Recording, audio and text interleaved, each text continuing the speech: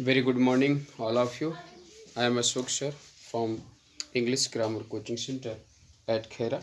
My dear student, आज मैं आप सबके लिए एक नया टॉपिक से लेकर के आया हूँ. अक्सर यह क्वेश्चन इंटर का समस्या रही है कि इंटर में अगर इस प्रकार का टॉपिक आ जाता है मैं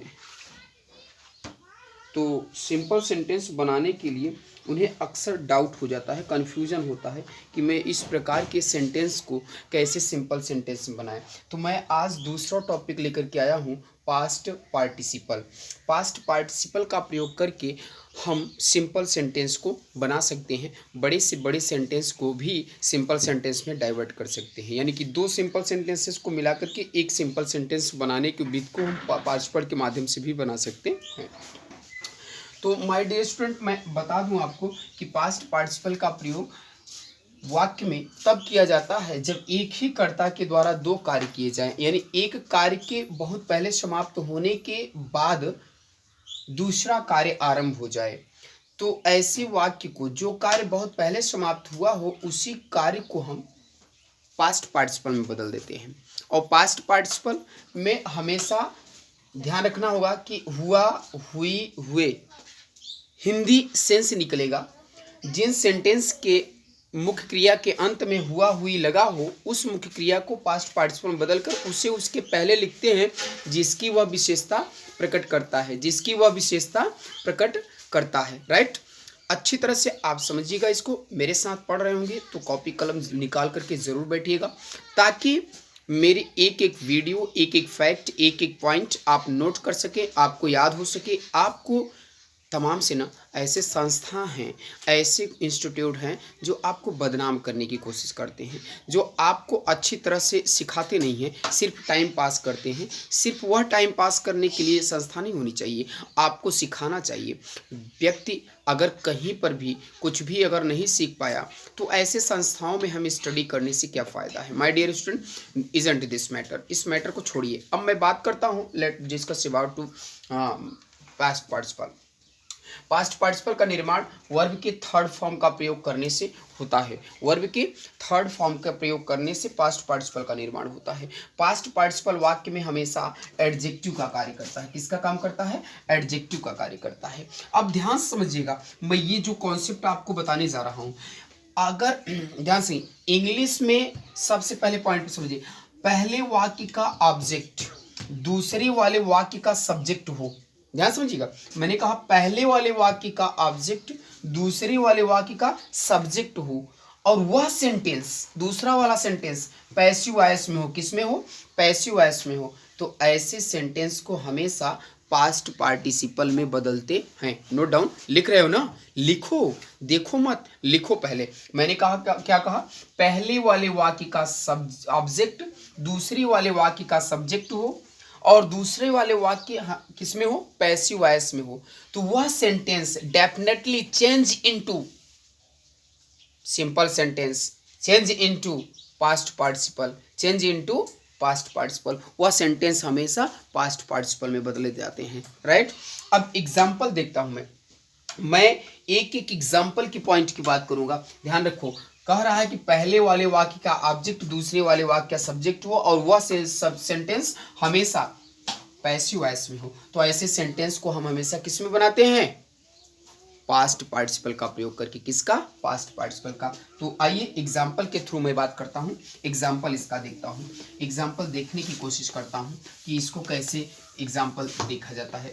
अब मैं सेंटेंस यहाँ लिखता हूँ, एक एक सेंटेंस में लिख रहा हूं ताकि आपको अच्छी तरह से समझ में आ जाए.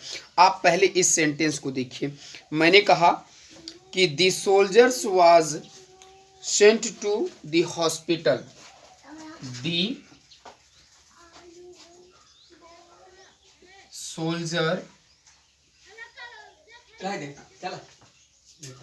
Was sent to the hospital. Hospital first. Second कह रहा है कि ही वॉज वाउंडेड. मैं नीचे लिख दे रहा हूं इसी में, ही वॉज वाउंडेड. नोटिस करिए, नोटिस करिए, वाउंडेड लिखा मैंने। अब देखिए पहले वाले में देखिए कह रहा है कि यहाँ पर ही वॉज वाउंडेड। यह सेंटेंस देखो my dear student passive voice में है और यह भी सेंटेंस आपका पैसिव वॉइस में। और देखो पहले वाले वाक्य का ऑब्जेक्ट को यहाँ सब्जेक्ट मान लिया गया है। अब नोटिस करिएगा कि इसी को हमें क्या कर लेना है, पार्टिसिपल बदलना है। तो कैसे बदलोगे पार्टिसिपल में, हमने कहा कि the wounded soldier, the wounded soldier, soldier was sent to the hospital,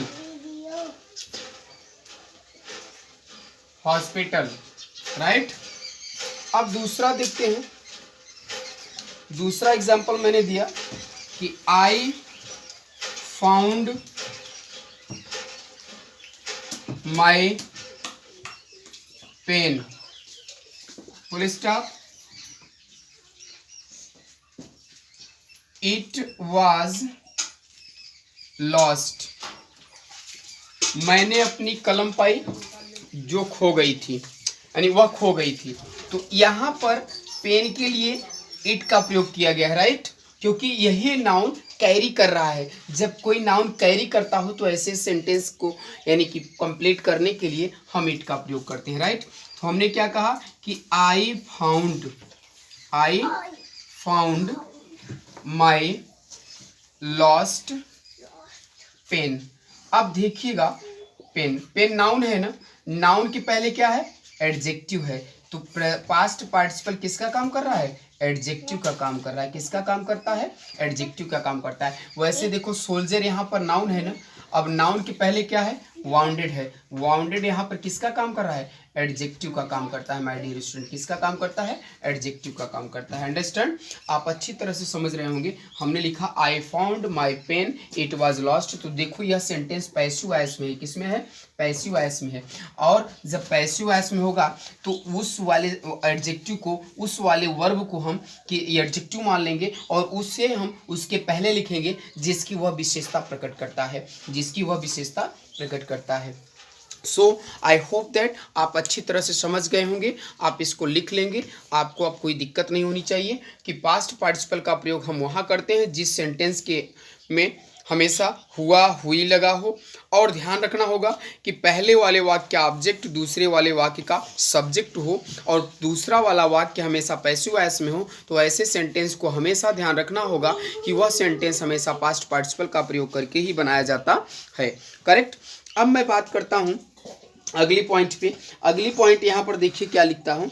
अगला पॉइंट एक एग्जाम्पल और लेते हैं और उसको समझने की कोशिश करते हैं। मिटा दे रहा हूँ आप ताकि अच्छी तरह से उतार लें और समझ लें। आपका दिक्कत नहीं होनी चाहिए माय डियर स्टूडेंट, मैं आपके लिए काम कर रहा हूँ। मैं आपका एक एक पॉइंट आपको मैं समझाने की कोशिश कर रहा हूँ ताकि आप लोग कभी भी पार्टिसिपल के अंतर्गत आपका कोई समस्या न रह जाए। मैंने एक और एग्जाम्पल दे रहा हूँ, ध्यान समझो। वह एग्जाम्पल है, लिख रहा हूँ कि Ayesha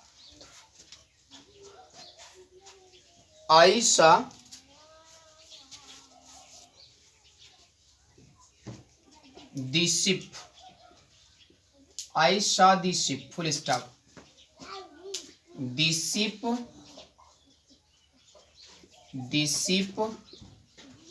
was burnt.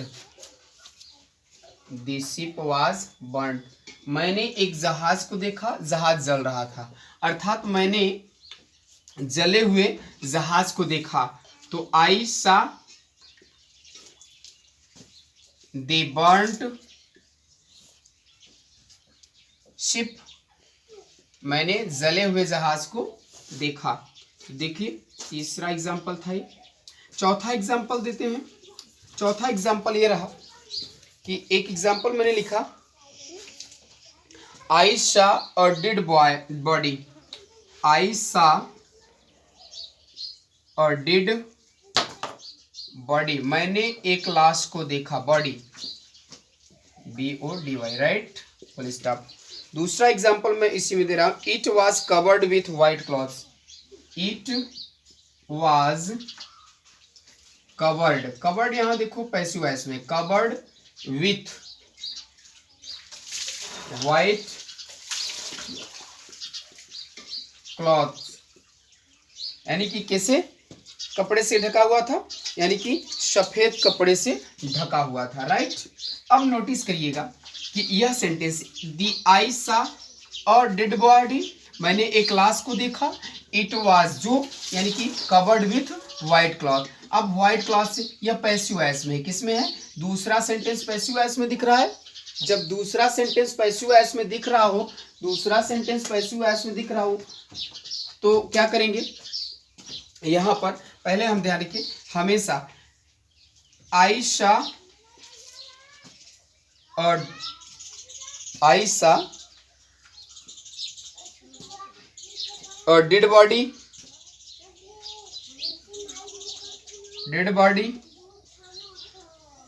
Comma covered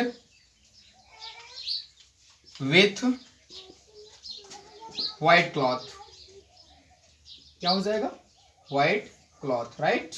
अच्छी तरह से आप इसको नोट कर लीजिएगा, जहां दिक्कत होगी आप जरूर उसको कमेंट करिएगा, मैं समझाने की कोशिश करूंगा, मैं बताने की कोशिश करूंगा, मैं एक एक बिंदु समझाऊंगा, एक एक पॉइंट समझाऊंगा, ताकि आप अच्छी तरह समझ लें, आपको कोई समस्या न होने पाए, आपको दिक्कत ना आए पास्ट पार्टिसिपल से।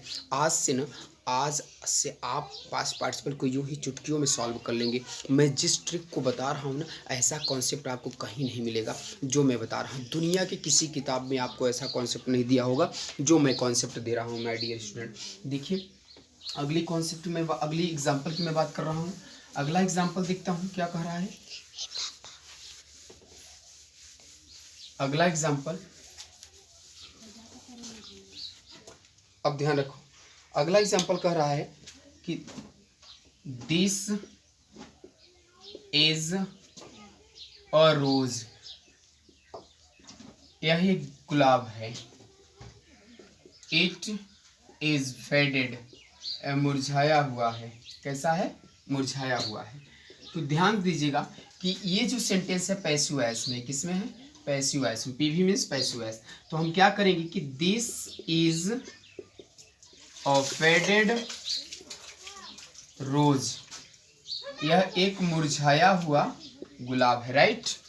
तो इस तरह से आई होप दैट आपको पास्ट पार्टिसिपल समझ में आ गया होगा, आपको दिक्कत नहीं। हिंदी की एक आध दो एग्जांपल देता हूँ। जैसे मैंने कहा बिका हुआ माल कभी वापस नहीं होता है, नोटिस करिएगा, हमने कहा बिका हुआ माल कभी वापस नहीं होता है, राइट। अब बिका हुआ माल, इसकी विशेषता बतला रहा है।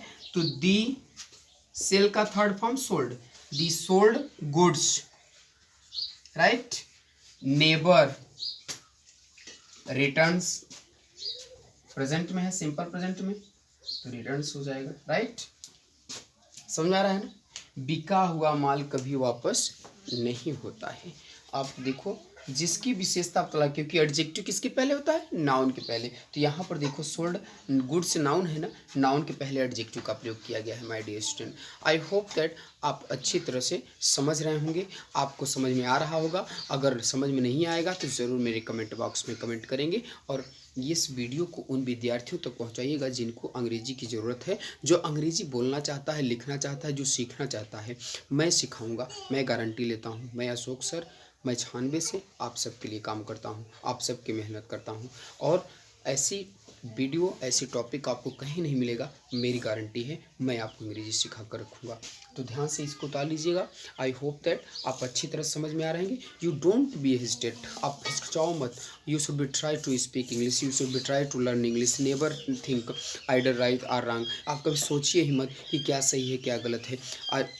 This is my guarantee to learn you English. मेरी यह जिम्मेदारी है आपको अंग्रेज़ी सिखाने के लिए। बस आप केवल मेरी वीडियो को फॉलो करते रहिए और जो नया आए उसको ज़रूर कमेंट करिएगा।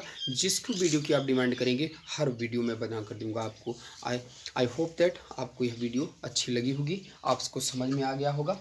आज मैं ऐसे ही छोटे छोटे वीडियो हर दिन लेते आऊँगा और आपके लिए मैं यही प्रॉमिस करता हूँ कि मैं प्रतिदिन आपसे मिलता रहूँगा।